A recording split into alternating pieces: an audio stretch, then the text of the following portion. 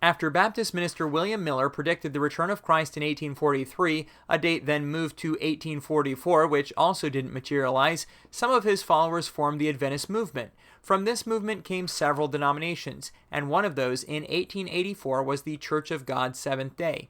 They are binitarian, not Trinitarian, meaning that they believe that God the Father and Jesus Christ are two persons of God, but that the Holy Spirit is not a person, but another name for the presence of God the Father and God the Son. Ordinances are baptism, believers only, and the Lord's Supper, done once a year on the same day in every church, viewed as symbolic, open to all believers, and accompanied by foot washing.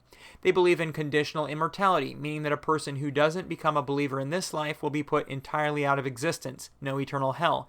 People who are dead and not yet resurrected are also unconscious. Salvation requires a conversion, a time of belief, and a person can apostatize and become unsaved. They are premillennial, but reject the idea of a pre-tribulation rapture. Ministers are only men, and there is no same-sex marriage. Worship, as stated in the name, is on the seventh-day Sabbath, from sundown Friday to sundown Saturday, and it's also a day of rest. The church also teaches that members should not eat the unclean meats identified in the Old Testament of the Bible. They avoid participation in war, and don't celebrate Christmas or Easter. They also believe that Jesus was crucified on a Wednesday. Unlike the Seventh-day Adventist Church, they hold no special place for Ellen G. White or the year 1844. The Church of God Seventh-day is just one of many denominations and movements that use the name Church of God.